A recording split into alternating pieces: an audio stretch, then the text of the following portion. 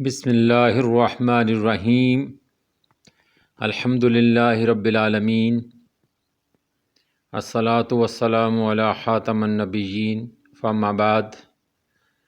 وضاحت آیت نمبر 80 سورۃ الانعام۔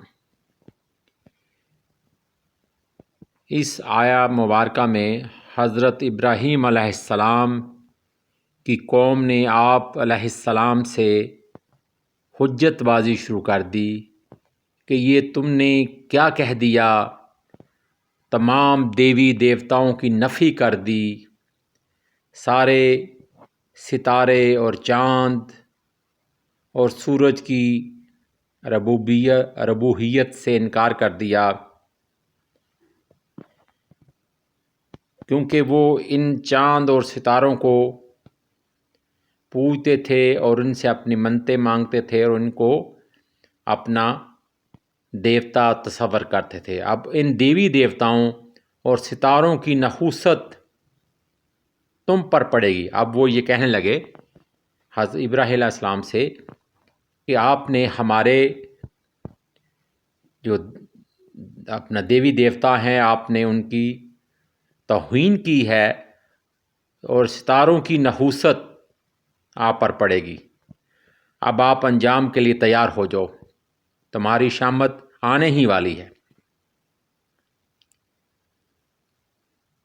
حضرت ابراہیم علیہ السلام کا کیا خوبصورت جواب ہے، محبت برا، اللہ کی چاہت والا، اللہ تعالیٰ کی معبودیت والا، اس کی حقانیت والا، کہ اگر اللہ چاہے مجھے کوئی تکلیف پہنچے، کوئی آزمائش آ جائے تو ٹھیک ہے، کیونکہ یہ اللہ تعالیٰ کی رضا ہوگی۔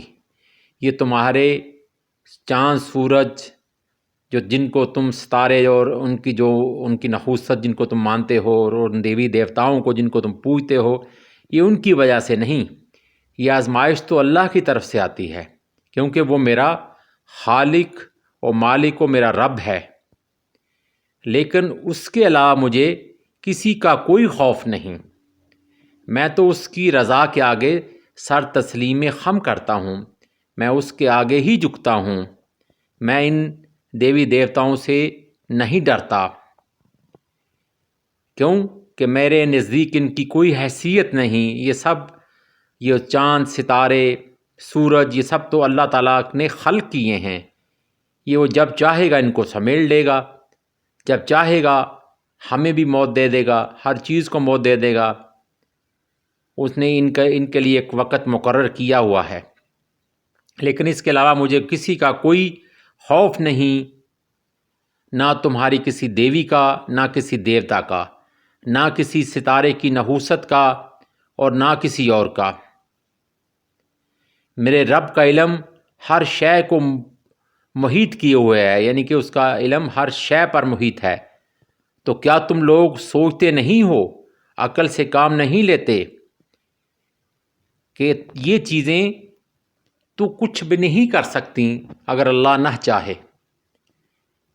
اللہ تعالیٰ ہی قادر مطلق ہے، وہی ہر چیز کو پیدا کرنے والا ہے اور ہر چیز کو سمیٹنے والا ہے، اور وہ جب چاہتا ہے جو چاہتا ہے وہ کرتا ہے۔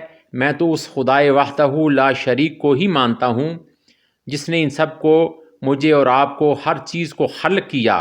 تم اللہ کی طرف لوٹ آؤ اور ہدایت اپنا لو، نہیں تو پھر گمراہی کے اندھیروں میں بھٹک